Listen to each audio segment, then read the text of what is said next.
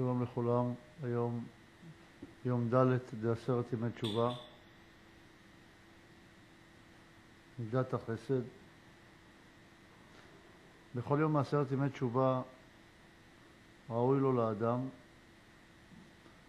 לעשות את הנצרך כדי להגדיל את עבודתו. הימים עצמם אומנם פועלים על הנפש וגורמים לפנימיות האדם להזיז את עצמה ללא צורך במעורבות אישית של האדם. לכאורה הכל היה פועל בסדר גם ללא התערבות האדם ברמה מסוימת, אבל התנועה הזאת היא רק תנועה בסיסית, היא רק תנועה שהיא באה בשביל הקיום של הדבר, ואנחנו מבקשים לגרום לה להיות יותר ממה שהיא עושה על ההכרח.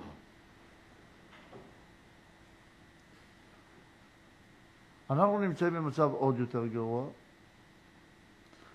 אנחנו יודעים בעצמנו שאנחנו רדופים אחרי מהלכים שהם נוגדים את המהלכים הקוסמיים הרגילים שקיימים. היות וכך, אז אנחנו צריכים לעשות פעולה שהיא נגד עצמנו המורגש, שעצמנו המורגש הולך נגד המהלך הקוסמי, ואנחנו מפריעים. אם לא היינו מפריעים, אז היה מתקיים תיקון.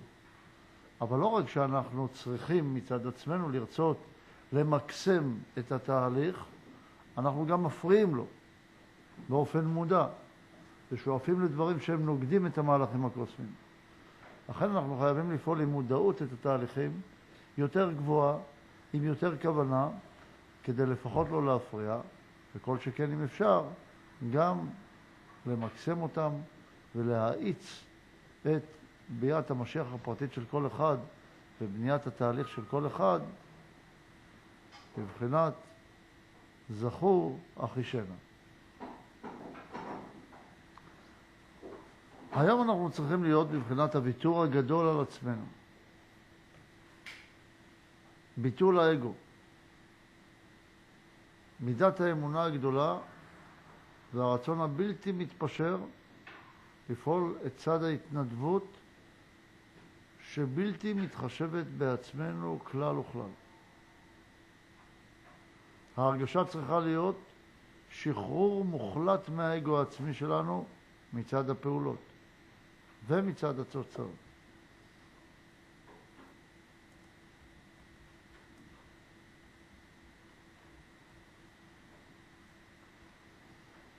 עיקר העבודה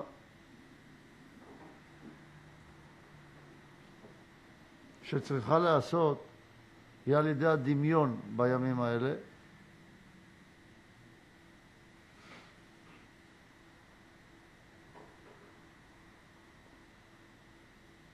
יכולות להיות פעולות המהוות סימן לדבר. אבל כל העבודה לא יכולה להיות פועלת ישירות על הנפש, מכיוון שאנחנו נמצאים ב10 ימי תשובה במצב פוטנציאלי לגבי כל השנה. והיות ואנחנו בונים רק את הפוטנציאל של הדבר, אז אי אפשר לחוש את התיקון עצמו. זה כמו שאנחנו יוצרים בשורש את השינוי, שאחר כך, במשך השנה, צריך להתפעם בתוכנו לאט לאט. לכן צריכים לעשות סימנים לעבודה ולא את כל העבודה.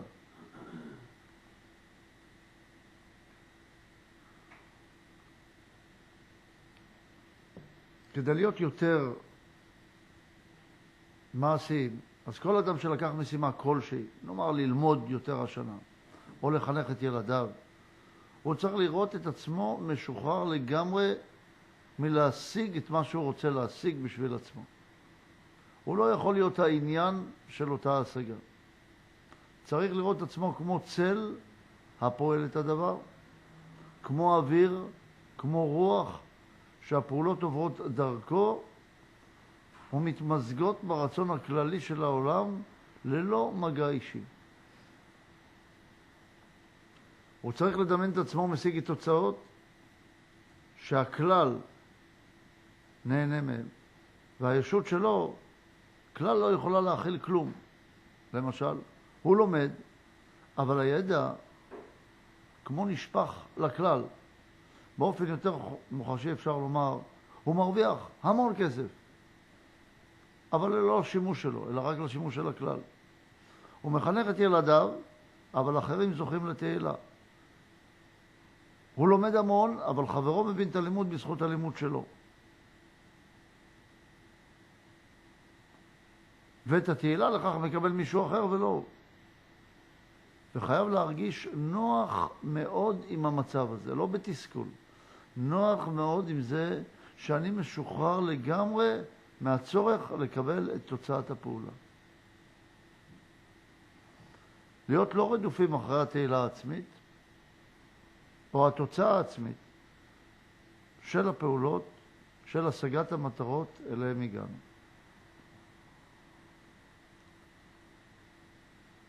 הדבר הוא לא קל, אבל צריך לחוש איזשהו שחרור עצמי גדול מהאגו העצמי שלנו. אדם שהוא גאוותן, והוא רואה שהוא יכול לפעול ללא האגו, הוא מרגיש שחרור גדול מאוד. הוא מוותר על משהו, והוא, במקום להיות אדם צפוף, הוא פתאום מרגיש מרווח מאוד, עם הרבה אוויר. אני מזכיר שאתמול עבדנו על תחושת העני המאוד חזקה, העני הרוצה. כרגע אנחנו מתחילים לבנות את ההשתוקקות, שהבנייה מתחילה בהתפשטות גדולה מאוד. אנחנו נעשה גבולות מחר. אנחנו נעבוד על כל שאר הדברים שבונים, אבל שלב ראשון, אתה לא פה. אתה עושה הכל ואתה לא פה. אתה יכול לעשות יותר ממה שאפשר, וזה לא בשבילך. אתה לא פה מצד הפעולה, אתה לא יכול להגיד אני לא יכול, כי אתה לא קיים. אתה לא יכול לקבל שום תוצאה, כי אתה לא קיים. ואתה חייב לעשות הכל, ולפעול הכל. לא כמו עבד שסובל, כמו משהו שנוח לו מאוד עם המצב, שהכל עובר דרכו, והוא לא עושה עניין מעצמו כלל וכלל. שואל אם אני פועל פעולה ואני מרגיש נגיעה אישית, האם לוותר על הפעולה? לא, לוותר על הנגיעה האישית. שואל, ואם אני לא מצליח לוותר על הנגיעה האישית? אמרנו כבר שהעבודה פה היא דמיונית. אתה צריך להרגיש, לנסות להרגיש את עצמך במצב הזה. אתה לא צריך לעשות בפועל את המצב הזה עכשיו, הפעולות היומיות. אתה יכול לקחת סימן לדבר קטן, שתעשה זה, יכול להיות אפילו משחק מצידי. רק לנסות לחוש את התחושה הזאת, שאליה אתה תצטרך להגיע במשך השנה, ברגעים מסוימים, שבהם מה שיעצור אותך זה האגו שלך. זה רק אחת מהפעולות שצריך לעשות כדי לבנות את כל האישות שלך הרוצה. אחת הפעולות היא היכולת לוותר על עצמך, לא לעשות מעצמך עניין בכלל. לא, אם אתה מוותר על הפעולה, אז אתה עושה עניין מעצמך. אל תעשה עניין גם מזה שאתה עושה עניין מעצמך. גם את זה תעזוב. זה לא משנה מה קורה. זה לא משנה מה קורה איתך בכלל. אתה לא חשוב. אתה לא קיים. אתה כמו אוויר. אף אחד לא רואה אותך.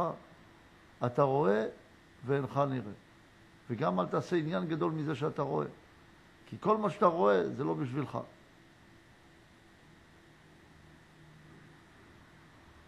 כמו כלי בלי דפנות.